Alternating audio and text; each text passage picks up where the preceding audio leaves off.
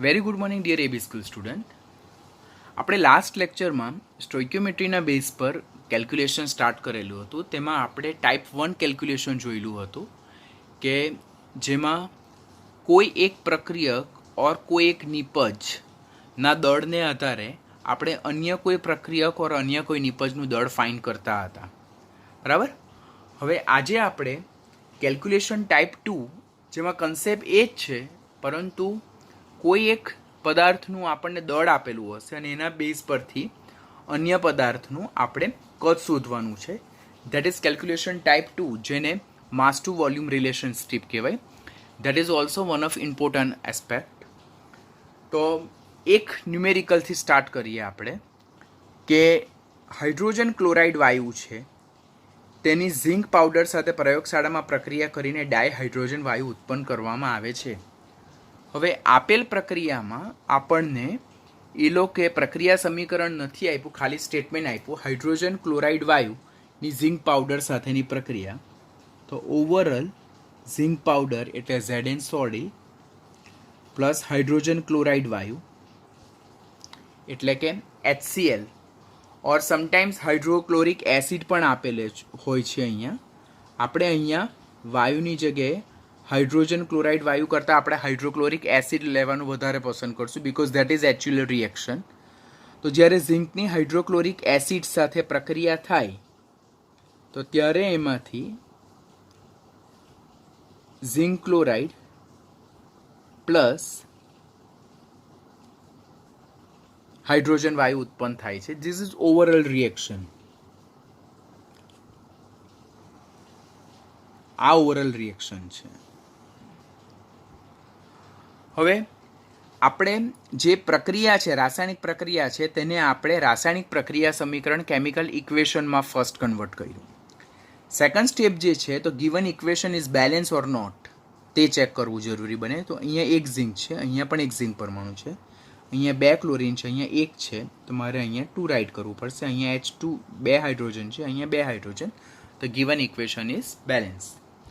આના બેઝ પરથી આપણને શું માહિતી મળે કે અહીંયા 1 મોલ ઝિંકની 2 મોલ હાઇડ્રોક્લોરિક એસિડ સાથે પ્રક્રિયા થઈને 1 મોલ ઝિંક ક્લોરાઇડ અને 1 મોલ ડાયહાઇડ્રોજન વાયુ મુક્ત થાય છે. હવે STPA જ્યારે 32.65 ગ્રામ ઝિંક પાવડર એ HCl સાથે સંયોજાય ત્યારે ઉત્પન્ન થતા H2 વાયુનું કદ ગણો. મેં કીધેલું કે બેલેન્સ ઇક્વેશન ત્યાર પછી આપણે સેકન્ડ સ્ટેપ શું છે, કયા બે સ્પીસીસ પદાર્થ વચ્ચેનું એ લોકો રિલેશન દર્શાવેલું છે. તો STPA જ્યારે 32.35 ગ્રામ ઝિંક એટલે અહીંયા એ લોકો આપણું જે ક્વોન્ટિટેટિવ રિલેશનશિપ દર્શાવેલું છે તે ઝિંક અને કોની સાથે ઉત્પન્ન થતા H2 વાયુનું કદ ગણો. તો આપણે બીજું કોઈ પણ વસ્તુમાં વધારે મગજ દોડાવવાની જરૂરિયાત નથી. ખાલી આપણે ઇક્વેશન બેલેન્સ ફોર્મમાં લખ્યા બાદ આપણે ઝિંક અને ડાયહાઇડ્રોજન વચ્ચેનો જથ્થાત્મક સંબંધ દર્શાવવાનો છે. તો ઇક્વેશન પરથી શું સમજ પડે મને કે ઝિંકના 1 મોલ પરથી આનું હવે અહીંયા શું પૂછ્યું છે, H2 વાયુનું કદ ગણો. H2 વાયુનું કદ ગણો. અહીંયા કદ ગણો કીધું તો આનો 1 મોલ મળે. 1 મોલ એટલે કે 22.4 લીટર. કઈ કન્ડિશનમાં? STPA. એટલે કે 1 મોલ ઝિંક પરથી મને 1 મોલ ડાયહાઇડ્રોજન વાયુ એટલે કે 22.4 લીટર STPA હાઇડ્રોજન વાયુનું કદ મળે છે. હવે ઝિંક જે છે તો ઝિંકનું પરમાણવીય દળ અહીંયા પરમાણુ સ્વરૂપે છે. તે પરમાણવીય દળ કેટલું છે? 63.5 ગ્રામ. એટલે કે ઝિંકના 63.5 ગ્રામ જથ્થાની જ્યારે હાઇડ્રોક્લોરિક એસિડ સાથે પ્રક્રિયા થાય તો ત્યારે આપણને STPA 22.4 લીટર ડાયહાઇડ્રોજન વાયુ ઉત્પન્ન થાય છે. તો આ જ વસ્તુને આપણે ઇક્વેશન ફોર્મમાં લખીએ કે 63.5 ગ્રામ ઝિંક જ્યારે HCl સાથે સંયોજાય HCl સાથે સંયોજાય ત્યારે 22.4 લીટર હાઇડ્રોજન વાયુ ઉત્પન્ન કરે. કઈ કન્ડિશનમાં? એટ STP, એટલે STPની કન્ડિશનમાં. તો આપણને ઝીંકનું કેટલું વજન આપેલું છે અહીંયા? 32.65 ગ્રામ. તો 32.65 ગ્રામ ઝીંક જ્યારે HCl સાથે સંયોજાય ત્યારે કેટલા લીટર ડાયહાઇડ્રોજન વાયુ ઉત્પન્ન કરશે? તો 32.65 ઇન્ટુ 22.4 ડિવાઇડેડ બાય 63.5. કેલ્ક્યુલેશન જો કેલ્ક્યુલેટર પર કરીએ તો 32.65 ગુણ્યા 22.5 divided by 63.5, that is equal to 11.35 litre hydrogen વાયુ ઉત્પન્ન થાય. and that is my answer. આમ માસ ટુ વોલ્યુમ રિલેશનશિપ એટલે શું કે કોઈ એક સ્પીસીઝનો માસ એ લોકો આપેલું હશે આપણને ન્યુમેરિકલમાં, કોઈ એક સ્પીસીઝ, જેમ કે અહીંયા ઝીંકનું એ લોકો વજન ઓર દળ આપેલું છે અને એના બેઝ પરથી અન્ય સ્પીસીઝનું આપણે કદ ફાઇન્ડ કરવાનું હોય, એ વોલ્યુમ ફાઇન્ડ કરવાનું હોય, તો that is called as a mass to volume relationship. હવે ઘણી વખત નિપજનું આપણને એ લોકો દળ આપેલું હોય ને એના બેઝ પરથી પ્રક્રિયકનું કદ ફાઇન્ડ કરવા માટે કહે, તો એ પ્રકારના ન્યુમેરિકલ પણ આ કાઇન્ડના કેલ્ક્યુલેશનમાં આવી શકે છે. સેકન્ડ ન્યુમેરિકલ્સ કે એમોનિયાનું ઔદ્યોગિક ઉત્પાદન હેબર પદ્ધતિ દ્વારા કરવામાં આવે છે. હવે આપણે 10th સ્ટાન્ડર્ડથી આ લર્ન કરતા આવેલા છે. હેબર પદ્ધતિ એટલે જેમાં ડાયનાઇટ્રોજન ગેસ એ ડાયહાઇડ્રોજન ગેસ સાથે પ્રક્રિયા કરીને એમોનિયા ગેસ બનાવે છે. આ હેબર પદ્ધતિનું સમીકરણ છે કે ડાયનાઇટ્રોજન વાયુ ડાયહાઇડ્રોજન વાયુ સાથે સંયોજાઈને એમોનિયાનું ઔદ્યોગિક ઉત્પાદન કરે, જેને હેબર પદ્ધતિ કહેવામાં આવે છે. આ સમીકરણ 12મું ધોરણ કમ્પ્લીટ થાય ત્યાં સુધી તમને કામ લાગશે. હવે આ તો ખાલી મેં રાસાયણિક પ્રક્રિયા સમીકરણ લખ્યું છે, yet it is not balance one. અહીંયા નાઇટ્રોજનના 2 પરમાણુ છે, તો I have to place here 2. અહીંયા 3 દુ 6, તો અહીંયા 3. એટલે રાસાયણિક પ્રક્રિયા સમીકરણ, આ પ્રક્રિયા સમીકરણ જે છે તે શું છે? સંતુલિત રાસાયણિક પ્રક્રિયા સમીકરણ છે. પ્રક્રિયા સમીકરણ પરથી હું શું કહું કે આના 1 મોલ આના 3 મોલ સાથે પ્રક્રિયા કરીને આના 2 મોલ બનાવે છે. 1 મોલ ડાયનાઇટ્રોજન વાયુ 3 મોલ ડાયહાઇડ્રોજન વાયુ સાથે પ્રક્રિયા કરીને 2 મોલ એમોનિયા બનાવે છે. હવે આપણને શું કીધું છે કે જો પ્રક્રિયા દરમિયાન 68 ગ્રામ એમોનિયા ઉત્પન્ન થતો હોય તો નાઇટ્રોજન વાયુનું કદ STPA શોધો. એટલે અહીંયા રિલેશન કોનું આપ્યું? એમોનિયાનું અને N2નું રિલેશન આપ્યું. તો ત્યારે હવે આપણે હાઇડ્રોજનને કન્સિડર કરવાનું નથી. એટલે આપણને અહીંયા ડાયનાઇટ્રોજન વાયુનું કદ પૂછ્યું છે અને એમોનિયાનું દળ આપેલું છે. એટલે અહીંયા નિપજના દળ પરથી આપણે પ્રક્રિયકના કદની ગણતરી કરવાની છે. તો that is also mass to volume relationship. હવે અહીંયા 2 મોલ આપણને આપેલું છે, તો 2 મોલ એટલે જો એનું વજન ફાઇન્ડ કરવું હોય તો એમોનિયા જે છે તેનું વજન કેટલું છે? ગ્રામ આણ્વીય દળ. તો નાઇટ્રોજનનું 17 અને હાઇડ્રોજનનું 3 એટલે નાઇટ્રોજનનું 14 અને હાઇડ્રોજનનું 3 એટલે 14 ને 3 17. એટલે એમોનિયાનું ગ્રામ આણ્વીય દળ કેટલું છે? 17. તો 2 ગુણ્યા 17 ધેટ ઇઝ 34 ગ્રામ. અને ડાયનાઇટ્રોજનના 1 મોલ એટલે STPA કેટલા? 22.4 લીટર STPની કન્ડિશનમાં. એટલે કે 34 ગ્રામ એમોનિયા વાયુ જ્યારે ઉત્પન્ન થતો હોય તો ત્યારે 22.4 લીટર ડાયનાઇટ્રોજન વાયુ વપરાય છે. તો હવે અહીંયા આપણે સ્ટેપ લખશું કે 34 ગ્રામ એમોનિયા વાયુ બનતો હોય ત્યારે 22.4 લીટર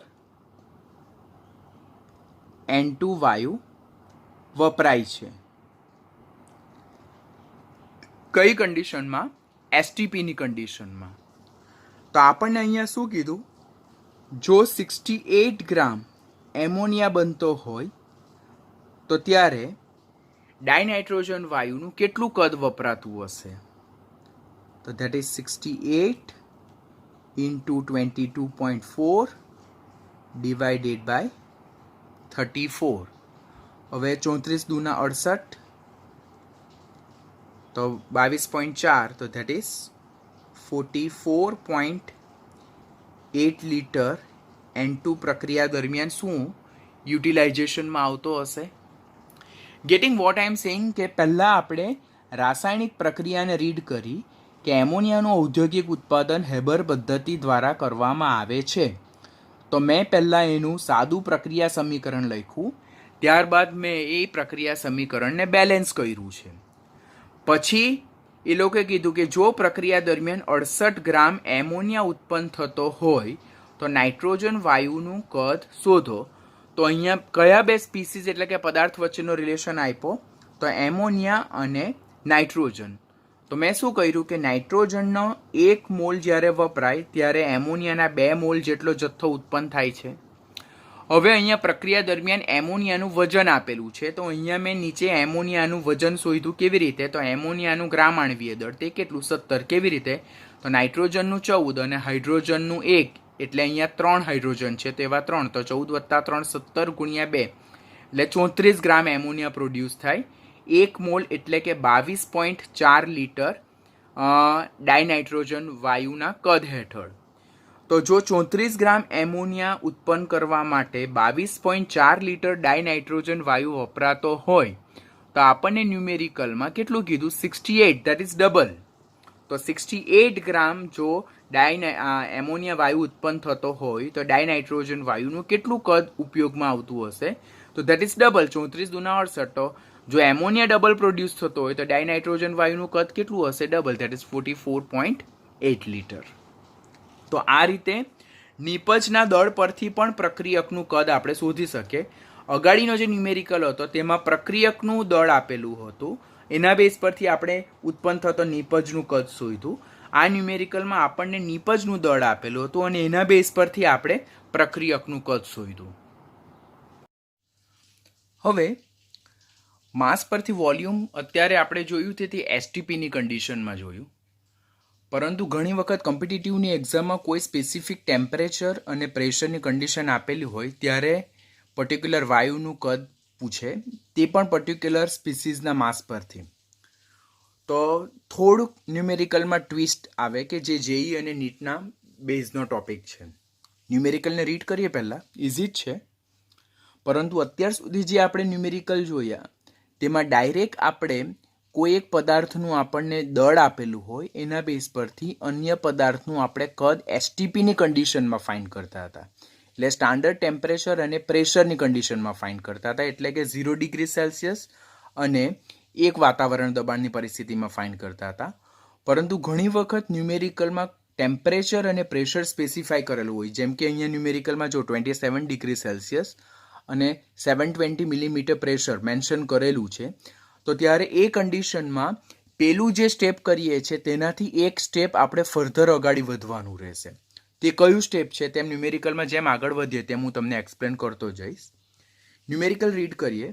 જ્યારે 10 ગ્રામ શુદ્ધ માર્બલ એટલે કેલ્શિયમ કાર્બોનેટ, જેને જ લાઇમસ્ટોન એટલે કે ચૂનાનો પથ્થર કહેવામાં આવે છે, તેની મંદ હાઇડ્રોક્લોરિક એસિડ સાથે પ્રક્રિયા થાય છે ત્યારે 27 ડિગ્રી સેલ્સિયસ તાપમાને અને 720 મિલીમીટર દબાણે ઉત્પન્ન થતા CO2 વાયુનું કદ શોધો. અહીંયા પણ એક પદાર્થનું જો દળ આપેલું છે આપણને અને બીજા પદાર્થનું આપણે કદ શોધવાનું છે, બરાબર? એટલે અહીંયા પણ માસ ટુ વોલ્યુમ રિલેશનશીપ વાળો સ્ટોઇકિયોમેટ્રીનો કન્સેપ્ટ જ આપણે એપ્લાય કરવાનું છે. પણ અહીંયા ટ્વિસ્ટ શું છે here they have mentioned not STP condition but somewhat different condition કે અહીંયા તાપમાન અને પ્રેશર કોઈક સ્પેસિફાઈ કન્ડિશનમાં આપેલું છે.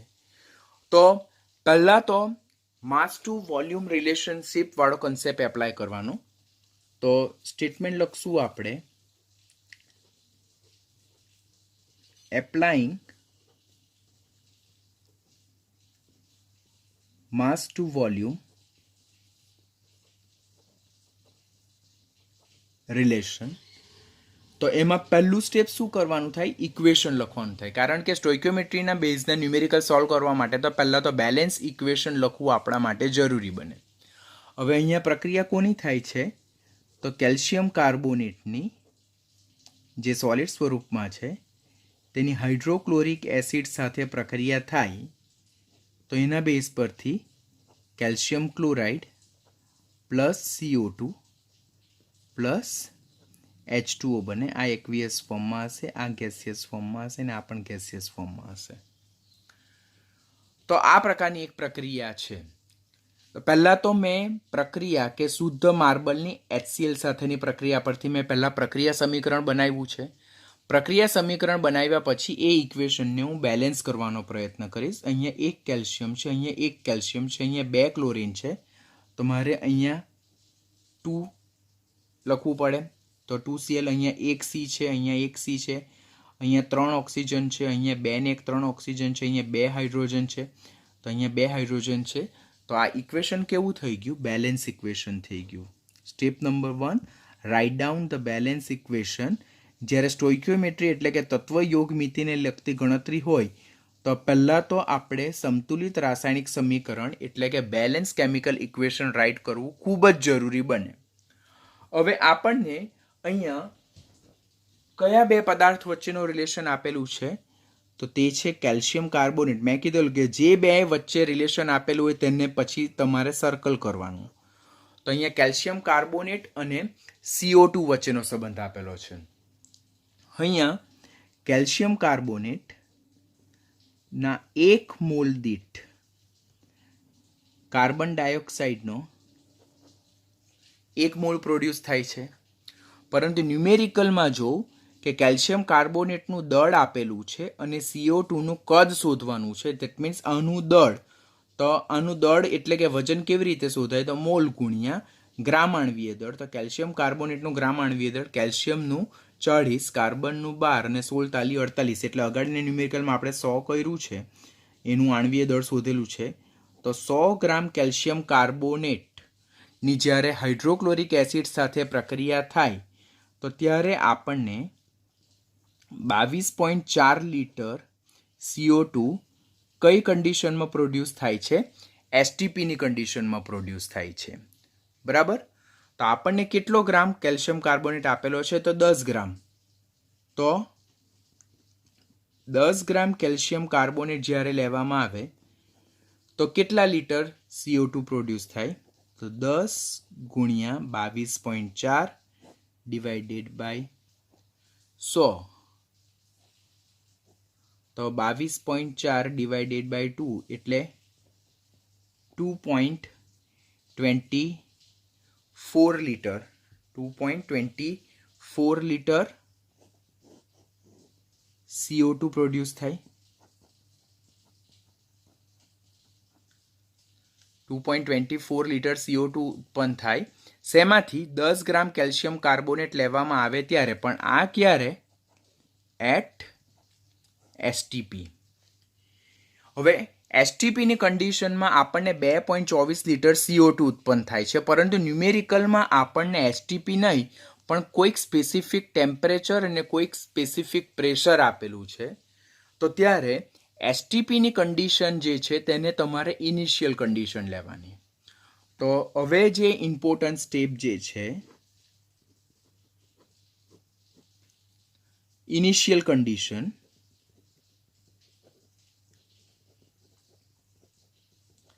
જેને આપણે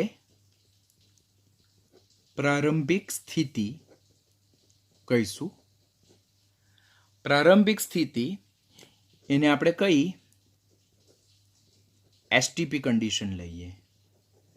એસટીપી કન્ડિશનમાં ટેમ્પરેચર આપણે કેટલું લઈએ 0 ડિગ્રી સેલ્સિયસ એટલે કે 273 કેલ્વિન. પ્રેશર એક વાતાવરણ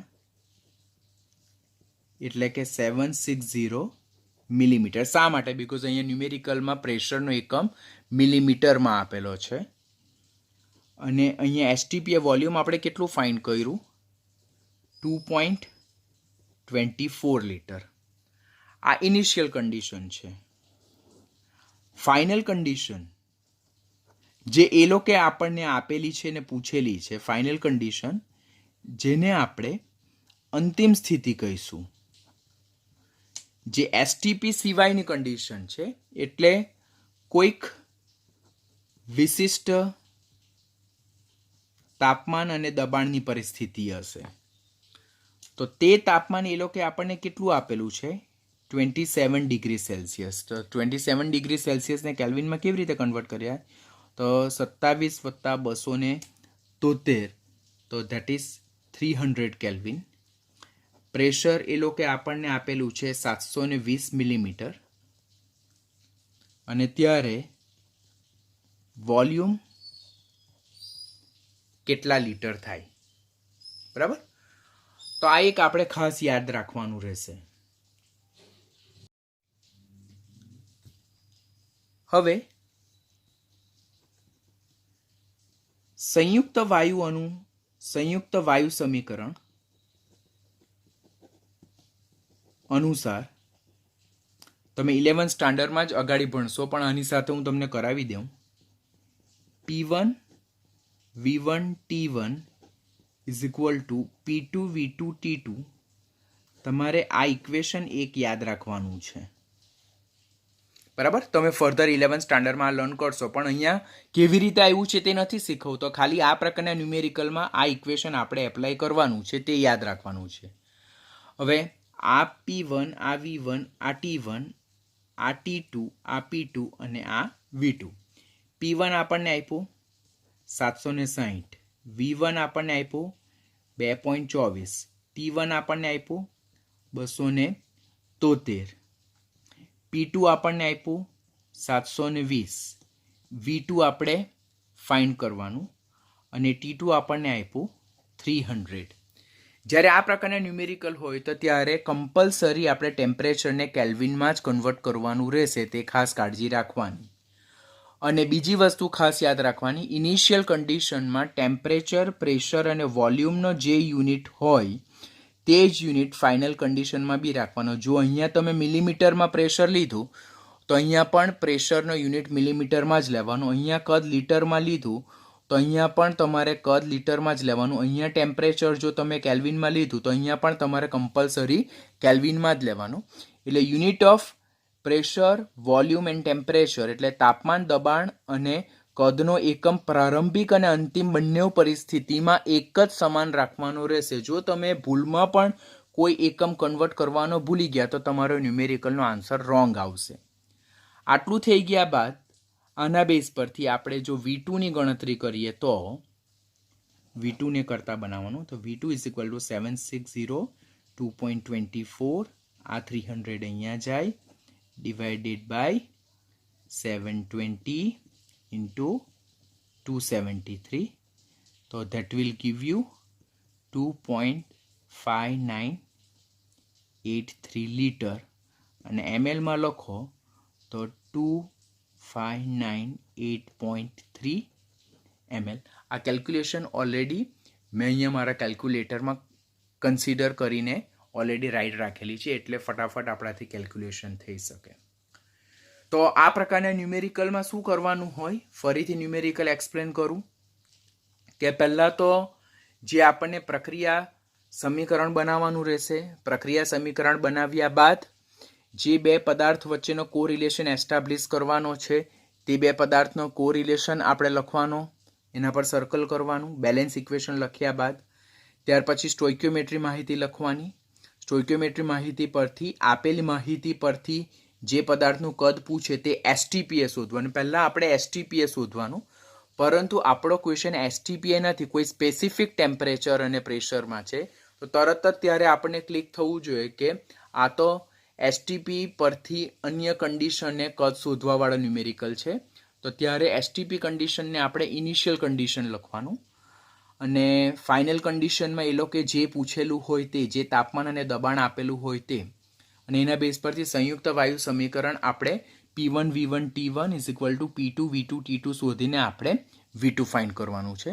એટલે એક પદાર્થના દળ પરથી બીજા પદાર્થનું દળ કોઈ સ્પેસિફિક ટેમ્પરેચર અને પ્રેશરની કન્ડિશનમાં આપણે ફાઇન્ડ કરી શકીએ છીએ. બીજા એક એવા ન્યુમેરિકલની પ્રેક્ટિસ કરાવી દઉં કે 18 ડિગ્રી સેલ્સિયસ તાપમાન અને 775 મિલીમીટર દબાણે 10 ગ્રામ પોટેશિયમ ક્લોરેટ માંથી ઉદ્ભવતા ઓક્સિજન વાયુનું કદ શોધો. બરાબર, લાસ્ટમાં આપણે ન્યુમેરિકલ જે સોલ્વ કર્યો એના જેવો જ કે કોઈ સ્પેસિફિક ટેમ્પરેચર અને પ્રેશર આપ્યું છે એટલે તરત જ મને શું ખબર પડવું જોઈએ કે પહેલાં તો મારે એસટીપી વાયુનું કદ શોધવાનું અને ત્યારબાદ સંયુક્ત વાયુ સમીકરણ પરથી P1 V1 T1 is equal two P2 V2 T2 વાળો આપણે કન્સેપ્ટ એપ્લાય કરવાનો. પહેલાં આટલું ખબર. આ પ્રકારના ન્યુમેરિકલમાં આપણે 2 સ્ટેપ કરવાના. પહેલા સ્ટેપમાં એસટીપી વાયુનું કદ શોધવાનું અને બીજા સ્ટેપમાં સંયુક્ત વાયુ સમીકરણ પરથી P1 V1 અપોન T1 જે એસટીપીની કન્ડિશન છે અને P2 V2 અને T2 જે આપણી આપેલી પરિસ્થિતિ છે તેના બેઝ પરથી કદ શોધવાનું. Numerical very easy.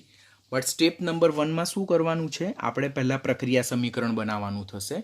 અહીંયા શું કીધું કે પોટેશિયમ ક્લોરેટમાંથી ઉદ્ભવતા ઓક્સિજન વાયુ. હવે પોટેશિયમ ક્લોરેટ તો દેટ ઇઝ KClO3, તેનું જો ઉષ્મીય વિઘટન કરવામાં આવે તો એમાંથી આપણને KCl અને ડાયઓક્સિજન વાયુ ઉદ્ભવે છે. પહેલાં તો આ પ્રક્રિયા સમીકરણ છે, આને પોટેશિયમ ક્લોરેટ કહેવાય અને પોટેશિયમ ક્લોરાઇડ કહેવાય અને આને ડાયઓક્સિજન વાયુ કહેવાય. હવે અહીંયા પોટેશિયમ 1, અહીંયા પોટેશિયમ 1, અહીંયા ક્લોરીન 1, અહીંયા ક્લોરીન 1, અહીંયા ઓક્સિજન 3, અહીંયા ઓક્સિજન 2. તો હું આને 2 વડે ગુણું ને આને 3 વડે ગુણું તો અહીંયા 3 દુ 6 થાય, અહીંયા 3 દુ 6 થાય. તો ઇક્વેશન બેલેન્સ થઈ જાય. પછી અહીંયા 2 પોટેશિયમ 2 ક્લોરીન એટલે મારે અહીંયા 2 પ્લેસ કરવું પડશે. તો પહેલાં તો મેં ઇક્વેશનને બેલેન્સ કર્યું. સ્ટેપ નંબર 2, કોની વચ્ચે સંબંધ આપેલો છે જો, તો 10 ગ્રામ પોટેશિયમ ક્લોરેટ એટલે 10 ગ્રામ પોટેશિયમ ક્લોરેટમાંથી ઉદ્ભવતા ઓક્સિજન વાયુ એટલે અહીંયા મને સંબંધ કોના કોના વચ્ચે આપેલો છે, પોટેશિયમ ક્લોરેટ અને ઓક્સિજન વચ્ચે. તો ત્યારે હવે મારે KClને દાખલામાંથી ડાયરેક્ટ સ્કીપ કરવાનું થાય. હવે આનો 2 મોલમાંથી આનો 3 મોલ જથ્થો ઉદ્ભવે એવું મને સ્ટોઇક્યોમેટ્રિક આ બેલેન્સ ઇક્વેશન છે તેના બેઝ પરથી ખબર પડે છે. હવે જો તો અહીંયા પોટેશિયમ ક્લોરેટનું વજન આપેલું છે અને ઓક્સિજન વાયુનું કદ પૂછેલું છે. દેટ મીન્સ પહેલાં એસટીપીની કન્ડિશનમાં હું આના વજન પરથી આના હું કદ ફાઇન્ડ કરી નાખીશ. તો 2 મોલ એટલે પોટેશિયમ ક્લોરેટનું તો પહેલાં આપણે શું શોધવું પડે, ગ્રામ આણ્વીય દળ શોધવું પડે. તો પોટેશિયમ ક્લોરેટનું ગ્રામ આણ્વીય દળ આપણે કેવી રીતે શોધી શકીએ, તો આપણે અહીંયા ફાઇન્ડ કરીએ KClO3નું મોલર દળ જેને જ આપણે ગ્રામ મોલેક્યુલર માસ કહીએ. તો 1 પોટેશિયમ 1 ક્લોરીન વત્તા 3 ઓક્સિજન. પોટેશિયમ જે છે તેનું પરમાણુય દળ 39, ક્લોરીનનું 35.5 અને ઓક્સિજનનું 16. આ તમારે યાદ રાખવું પડશે. તો 39 પ્લસ 35.5 પ્લસ 16 તાળી 48 કરવામાં આવે તો 122.5 ગ્રામ પર મોલ મળશે. એટલે અહીંયા 2 ગુણ્યા 122.5 ગ્રામ પોટેશિયમ ક્લોરેટ હોય તો ત્યારે મને 3 × 22.4 લીટર ઓક્સિજન મળે. કઈ પરિસ્થિતિમાં, એસટીપીની પરિસ્થિતિમાં. ખબર પડે ને આપણને, મોલને 22.4 લીટર વડે ગુણવાનું તો એસટીપીએ ઉત્પન્ન થતું કદ મળે અને મોલને ગ્રામ આણ્વીય દળ વડે ગુણવાથી વજન મળે, જે આપણને બેલેન્સ ઇક્વેશન પરથી ખબર પડશે. તો આટલા જથ્થા પોટેશિયમ ક્લોરેટમાંથી આપણને આટલા કદનો ઓક્સિજન પ્રોડ્યુસ થાય, જે મને બેલેન્સ ઇક્વેશન પરથી ખબર પડે. ન્યુમેરિકલમાં આપણને શું આપ્યું? તો 10 ગ્રામ પોટેશિયમ ક્લોરેટ લેવામાં આવે તો આપણને કેટલા લીટર ઓક્સિજન મળશે?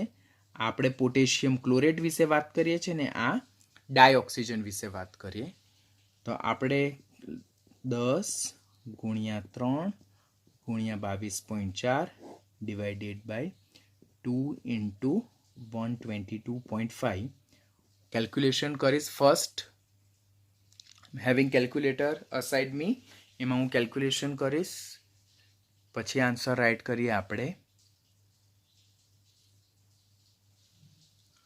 that is 2.777 liter O2 at STP. એટલે આટલા કદનો જે ઓક્સિજન વાયુ ઉત્પન્ન થાય છે તે કઈ કન્ડિશનમાં ઉત્પન્ન થાય છે? એસટીપીની કન્ડિશનમાં ઉત્પન્ન થાય છે. This is step number 1.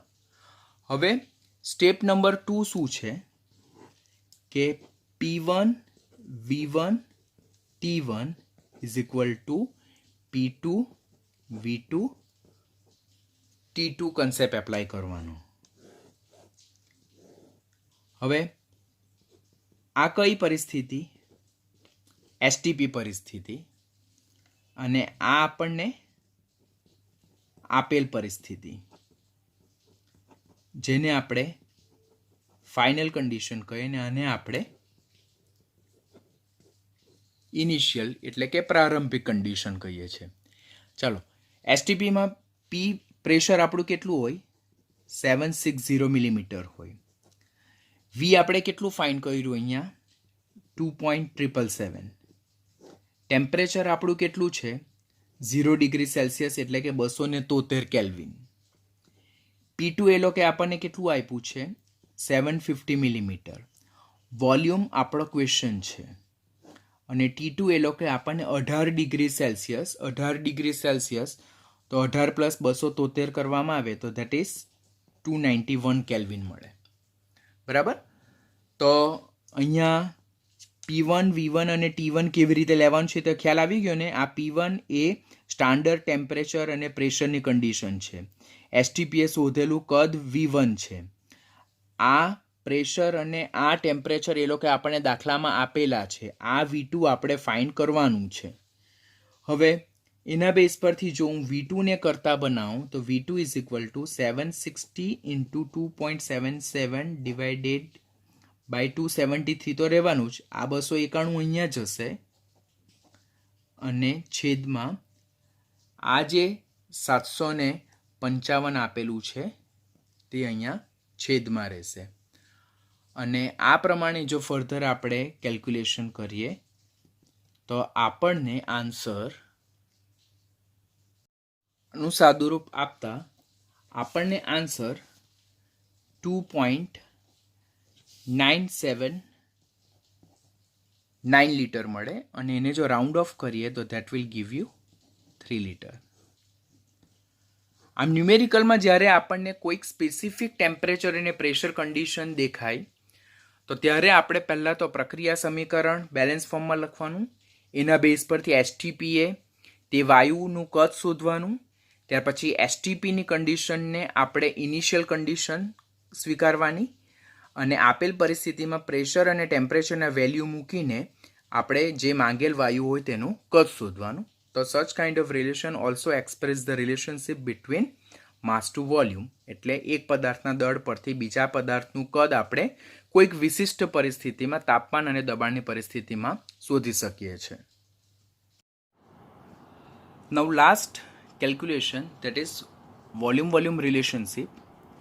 એટલે કોઈ પણ એક પ્રક્રિયક ઓર નિપજનું કદ આપેલું હોય અને એના બેઝ પરથી આપણે બીજા પ્રક્રિયક ઓર નિપજનું કદ શોધવાનું હોય તો that is called as a stoichiometry which is based upon volume relationship.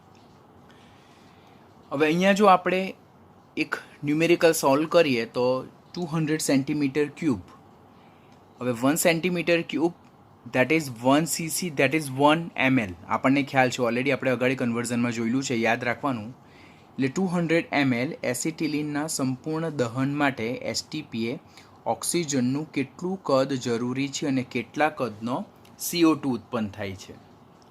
હવે પહેલાં તો સ્ટોઇક્યોમેટ્રીના બેઝ પર કેલ્ક્યુલેશન સોલ્વ કરવા માટે we have to write down the chemical equation first. હવે અહીંયા એસિટિલિનનું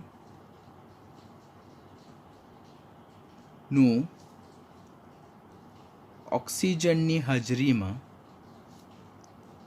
દહન થાય છે અને કાર્બન ડાયોક્સાઇડ અને H2 ઉત્પન્ન થાય. આટલું પહેલાં મને બેઝિક ફંડામેન્ટલ ખબર છે. હવે એસિટિલિન એટલે શું? તો CH ટ્રિપલ બોન્ડ CH. આ એસિટિલિનનું બંધારણીય સૂત્ર છે, જેને જ આપણે આ રીતે પણ લખી શકીએ, C2H2 plus O2 gives CO2 plus H2O. અહીંયા એસિટિલિન પણ વાયુ પરિસ્થિતિમાં છે, ઓક્સિજન પણ વાયુ પરિસ્થિતિમાં છે, CO2 પણ વાયુ પરિસ્થિતિમાં છે અને H2O પણ વાયુ પરિસ્થિતિમાં છે. હવે ઇક્વેશન જો જોઈએ આપણે, તો ઇક્વેશન બેલેન્સ ફોર્મમાં નથી. અહીંયા 2 કાર્બન છે, અહીંયા 1 કાર્બન છે, પછી અહીંયા 2 હાઇડ્રોજન છે, અહીંયા 2 હાઇડ્રોજન છે, અહીંયા 2 ઓક્સિજન છે ને 1 ઓક્સિજન છે. તો હંમેશા યાદ રાખજો, લિસન વેરી કેરફુલ, કોઈ પણ હાઇડ્રોકાર્બન હોય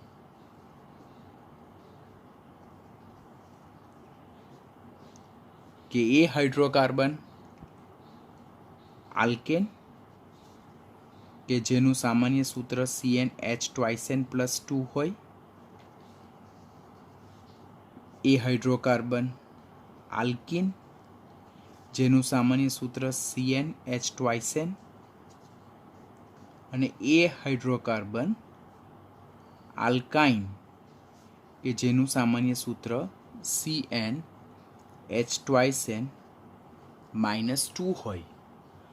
તો કોઈ પણ હાઇડ્રોકાર્બન એ ભલે આલ્કેન હોય, આલ્કીન હોય કે આલ્કાઇન હોય નું ઓક્સિજનની હાજરીમાં દહન પ્રક્રિયાનું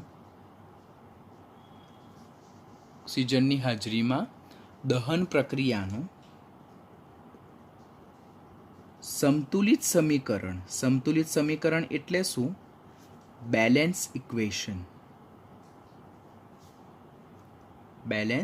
ઇક્વેશન.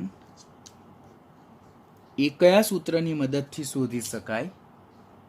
તો that is CxHy plus x plus y by 4 into O2 gives X CO2 plus Y by 2 H2O. આ એક એવું ઇક્વેશન છે કે જે આપણને ખૂબ જ કામ લાગવાનું છે.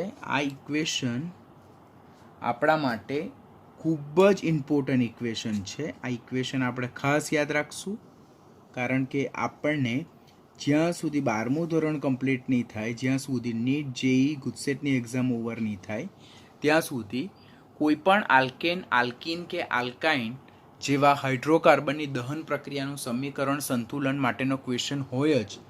તો this is most important equation, ખાસ યાદ રાખવાનું. અને આ આપણને જો યાદ હોય તો આના બેઝ પરથી આપણે ઇક્વેશનને બેલેન્સ કરી શકીએ. જેમ કે આપણી પાસે અહીંયા C2H2 આપેલું છે. તો પહેલાં તો સ્ટોઇક્યોમેટ્રીના બેઝ પરથી કેલ્ક્યુલેશન સોલ્વ કરવા માટે આપણે તો પહેલાં ઇક્વેશનને બેલેન્સ કરવું પડે. હવે અહીંયા x તરીકે 2 અને y તરીકે શું છે? 2 આપેલું છે. તો અહીંયા હું 2 plus 2/4 O2 gives 2CO2 plus 2/4 H2O લખીશ એટલે C2H2 gas plus 2 plus 1/2 O2 gas give 2 CO2 gas plus 2/4 બરાબર. તો 2/4 that is 1/2 H2O થશે. getting what I am saying? હવે C2H2 પ્લસ 2 દુ 4 ને 1 5 એટલે 5/2 O2 gas give 2 CO2 gas plus 1/2 H2O. by mistake we have taken here 4, અહીંયા 2 આવશે એટલે અહીંયા 1 જ આવશે, અહીંયા 1 જ આવશે. હવે અહીંયા 5/2 છે તો આખા ઇક્વેશનને 2 વડે ગુણીએ તો 2C2H2 plus 5O2 gas give 4CO2 gas plus 2H2O gas. આ ઇક્વેશન આપણે જોઈએ તો આ ઇક્વેશન આપણું બેલેન્સ છે કે નહીં તે જોઈએ. તો 2 દુ 4 કાર્બન 4 કાર્બન, 2 દુ 4 હાઇડ્રોજન 4 હાઇડ્રોજન, 5 દુ 10 ઓક્સિજન, તો 4 દુ 8 ને 2 10 ઓક્સિજન. તો ગિવન ઇક્વેશન ઇઝ બેલેન્સ. તો આ રીતે આપણે આ જે સૂત્ર છે તો તેના સૂત્ર આ એક કોમન ઇક્વેશન પરથી આલ્કેન હોય, આલ્કાઇન હોય કે આલ્કીન હોય, કોઈની પણ દહન પ્રક્રિયા માટેનું કોઈ પણ કાર્બન સંખ્યા ધરાવતું, કોઈ પણ હાઇડ્રોજન સંખ્યા ધરાવતું ઇક્વેશન આપણે બેલેન્સ કરી શકીએ છીએ. This is the common equation that can be applicable to alkane, alkene and alkyne is well. બરાબર. એમની જે કમ્બશન પ્રોસેસ, જે દહન પ્રક્રિયા છે તેના ઇક્વેશનને બેલેન્સ કરવા માટેનું આ કોમન ઇક્વેશન છે. આ ઇક્વેશન બેલેન્સિંગ અહીંયા હું તમને એટલા માટે એઝ અ પાર્ટ શીખવું છું બિકોઝ સ્ટોઇક્યોમેટ્રીના કોઈ પણ ન્યુમેરિકલ જે છે તો તે ઇક્વેશન બેલેન્સ કર્યા વગર આગળ વધારી શકતા નથી. માટે first we need to balance the particular equation and then we start the further calculation. હવે આપણી પાસે ઇક્વેશન બેલેન્સ ફોર્મમાં આવી ગયું છે. ઇક્વેશન બેલેન્સ કર્યા બાદ નેક્સ્ટ સ્ટેપ આપણે શું કરવાનું કે કયા બે પ્રક્રિયક ઓર નિપજ વચ્ચે આપણને જથ્થાત્મક સંબંધ દર્શાવવાનો છે. તો પહેલો આપણને ક્વેશ્ચન એમ કીધો છે કે 200 સેન્ટીમીટર ક્યુબ એટલે 200 ml એસિટિલિન એટલે આયરુઆ તેના દહન માટે એસટીપીએ ઓક્સિજનનું કેટલું કદ જરૂરી છે. તો પહેલો ક્વેશ્ચન આપણે આ બંને વચ્ચેનો જથ્થાત્મક સંબંધ દર્શાવવાનો છે. પહેલાં તો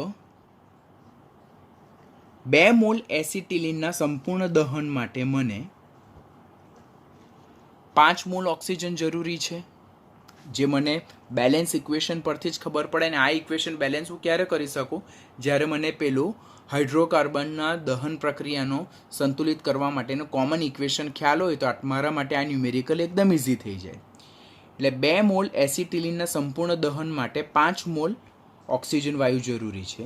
2 મોલ એટલે એનું એસટીપીએ જો આપણે કદ ફાઇન્ડ કરવું હોય, એસટીપીએ જો આપણે કદ ફાઇન્ડ કરવું હોય તો 2 ગુણ્યા 22.4 લીટર એસિટિલિનના સંપૂર્ણપણે દહન માટે 2 ગુણ્યા 22.4 લીટર ડાયઓક્સિજન જરૂરી છે. તો આપણને કેટલું આપ્યું કદ એ લોકો કે 200 સેન્ટીમીટર ક્યુબ આપ્યું છે. આપણને કેટલું આપેલ છે 200 સેન્ટીમીટર ક્યુબ. તો હવે હું અહીંયાથી લખું કે 2 ગુણ્યા 22.4 લીટર એસિટિલિન ના દહન માટે 5 ગુણ્યા 22.4 લીટર ઓક્સિજન જરૂરી છે. બરાબર. તો આપણને ન્યુમેરિકલમાં એ લોકે 200 સેન્ટીમીટર ક્યુબ આપ્યું છે. 200 centimetre cube that means it's a 0.2 litre. કારણ કે 1 સેન્ટીમીટર ક્યુબ આના બેઝ પરથી 1 સેન્ટીમીટર ક્યુબ બરાબર 1 ml અને 1 ml ધેટ ઇઝ 10⁻³ લીટર. તો 200 centimetre cube is equal two 200 into 10⁻³ litre. તેના બેઝ પરથી 0.2 લીટર. આ કેલ્ક્યુલેશન આપણે ઓલરેડી અગાડી કરેલી છે. તો આમ 0.2 લીટર એસિટિલિનના દહન માટે મને કેટલા લીટર ઓક્સિજન જરૂરી છે?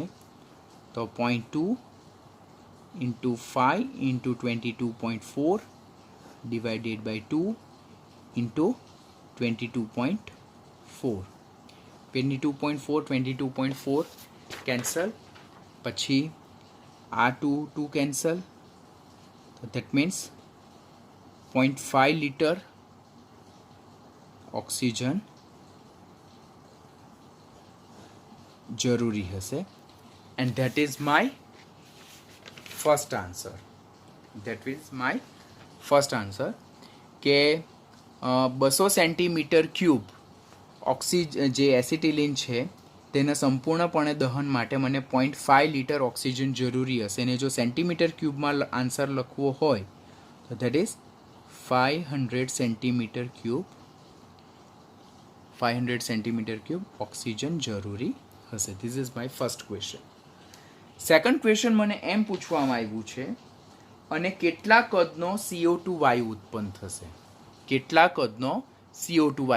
થશે? તો હવે સેકન્ડ જે છે તો તે એસિટિલિન અને CO2 માટે છે. તો એના બેઝ પરથી આપણે ફર્ધર બેલેન્સ ઇક્વેશન લખીએ તો that is 2C2H2 gas plus 5O2 gas gives 4CO2 gas plus 2H2O gas. આના બેઝ પરથી હું લખું કે 2 મોલ એસિટિલિનના દહનથી 4 મોલ CO2 ઉદ્ભવે છે. એટલે 2 ગુણ્યા 22.4 લીટર એસિટિલિનના દહનથી 4 ગુણ્યા 22.4 લીટર CO2 ઉદ્ભવે છે. તો આપણને ન્યુમેરિકલમાં 200 સેન્ટીમીટર ક્યુબ આપ્યું, એટલે કે તો 0.2 લીટર એસિટિલિનના દહનથી કેટલા લીટર CO2 ઉદ્ભવશે? તો 0.2 into 4 into 22.4 divided by 2 into 22.4 cancel, 2 and 0.1. તો ધેટ ઇઝ 0.4 લીટર CO2 ઉદ્ભવશે. એટલે કે 400 સેન્ટીમીટર ક્યુબ CO2 ઉદ્ભવશે. કેટલા? 0.2 litre, that is 200 centimetre cube એસિટિલિનના દહનથી કેટલા કદનો? તો 400 સેન્ટીમીટર કદનો CO2 ઉદ્ભવશે. તો this is called as a volume to volume relationship which is included in a stoichiometric relationship. એટલે અહીંયા એક પ્રક્રિયકનું કદ પરથી બીજા પ્રક્રિયકનું કદ બી શોધી શકાય, ઓર પ્રક્રિયકના કદ પરથી નિપજનું કદ બી શોધી શકાય, ઓર નિપજના કદ પરથી પ્રક્રિયકનું કદ પણ શોધી શકાય. તો સચ કાઇન્ડ ઓફ રિલેશનશિપ કે જેમાં એકના કદ પરથી બીજાના કદનો ઉલ્લેખ થાય તેને આપણે સ્ટોઇક્યોમેટ્રિક કેલ્ક્યુલેશનમાં આવરી શકીએ છીએ. Next more question base upon same topic, that is volume to volume relationship of stoichiometry. સંપર્ક વિધિથી H2SO4ના ઉત્પાદન માટેનો એક અગત્યનો તબક્કો જે સલ્ફર ડાયોક્સાઇડનું ઉદ્દીપકીય ઓક્સિડેશન થઈને સલ્ફર ટ્રાયોક્સાઇડ મેળવવું છે. પહેલાં તો આપણે જે રાસાયણિક પ્રક્રિયા છે તેને સમીકરણમાં કન્વર્ટ કરીએ કે આ સલ્ફર ડાયોક્સાઇડ છે તેનું ઓક્સિજનની હાજરીમાં ઉદ્દીપકીય ઓક્સિડેશન થાય. ઉદ્દીપક તરીકે વેનેડિયમ પેન્ટોક્સાઇડ વપરાય, યાદ રાખવાનું, અને સલ્ફર ટ્રાયોક્સાઇડ મળે છે. આ એક પ્રક્રિયા સમીકરણ છે. પ્રક્રિયા સમીકરણ લખ્યા બાદ આપણે પ્રક્રિયા સમીકરણને બેલેન્સ કરવું પડે. તો અહીંયા એક સલ્ફર છે, અહીંયા પણ એક સલ્ફર, અને અહીંયા 2 ને 2 4 ઓક્સિજન છે, બરાબર. તો અહીંયા કેટલા ઓક્સિજન છે? 3 ઓક્સિજન છે. તો અહીંયા 3 ઓક્સિજન છે. તો ઇક્વેશનને જો બેલેન્સ કરવું હોય તો હું અહીંયા આ 2 ઓક્સિજન છે તેની જગ્યાએ હું અહીંયા એક ઓક્સિજન કરી નાખું તો અહીંયા SO2 પ્લસ 1 ઓક્સિજન થાય તો SO3 થાય. તો હું ઇક્વેશનને બેલેન્સ કરવા માટે શું કરું? SO2 પ્લસ 1/2 ઓક્સિજન કરું તો હું અહીંયા SO3 કરી શકું. પણ વાસ્તવમાં હું કોઈ પણ અણુને હાફ અણુ પ્રક્રિયા દરમિયાન નહીં લઈ શકું, માટે મારે ઇક્વેશનને 2 વડે મલ્ટીપ્લાય કરવું પડે. તો 2SO2 gas plus O2 gas gives 2SO3 gas. હવે આ ઇક્વેશનને આપણે જોઈએ તો 2 સલ્ફર 2 દુ 4 ને 2 6 ઓક્સિજન ને 3 દુના 6 ઓક્સિજન. તો આ ઇક્વેશન બેલેન્સ થઈ ગયું. ટ્રાયલ એન્ડ એરર મેથડ પરથી ઇક્વેશન તમારું બેલેન્સ થશે. You have to do practice. Equation balance કરવા માટે you have to do practice and that will come by practice only. કે જેટલું તમે ઇક્વેશન બેલેન્સિંગની વધારે પ્રેક્ટિસ કરશો તેટલી તમારી અંદર ગ્રીપ આવતી જશે. હવે એ લોકો અહીંયા આપણને ક્વેશ્ચન કોના વિશે પૂછવું છે કે પ્રક્રિયા દરમિયાન જો 2 લિટર સલ્ફર ટ્રાયોક્સાઇડ ઉત્પન્ન થતો હોય તો જરૂરી ઓક્સિજનનું કદ ગણો. એટલે અહીંયા ઓક્સિજન અને નિપજના કદ પરથી આપણે પ્રક્રિયકનું કદ શોધવાનું છે. ઇક્વેશનને બેલેન્સ ફોર્મમાં જો હું જોઉં તો આના 1 મોલ દીઠ આના 2 મોલ ઉદ્ભવે છે. એટલે STP આના 22.4 લીટરે આનું 2 ગુણ્યા 22.4 લીટર કદ ઉદ્ભવે છે. આટલું મને ઇક્વેશન બેલેન્સ પરથી ખબર પડે છે. તો જો આનું કદ 2 લીટર હોય તો આનું કેટલું કદ વપરાયું હશે? તો હવે હું એને ફર્ધર સ્ટેપમાં લખું કે 2 × 22.4 લીટર SO3 માટે 22.4 લીટર O2 જરૂરી છે. તો 2 લીટર SO3 માટે કેટલા લીટર O2 જરૂરી? તો 2 × 22.4 ડિવાઇડેડ બાય 2 × 22.4. તો ધીસ વિલ કેન્સલ. માટે 1 લીટર O2 જરૂરી બને. આ તો કેલ્ક્યુલેશન કરીએ, બાકી જેવી તમને પ્રેક્ટિસ થશે ને તેવું ખબર પડે કે આના 1 મોલ દીઠ આના બમણા મોલ ઉદ્ભવે છે. તો આનું જે કદ હોય તેના દીઠ આનું કદ ડેફિનેટલી કેટલું હોવાનું? અડધું. તો આનું 2 લીટર કદ ઉત્પન્ન કરવું છે તો આનું કદ કેટલું જોઈશે આપણને? 1 લીટર. તો આના બેઝ પરથી આપણે કદ અને કદના બેઝ પરથી કેલ્ક્યુલેશન આપણે ઓવર કરીએ છીએ અહીંયા.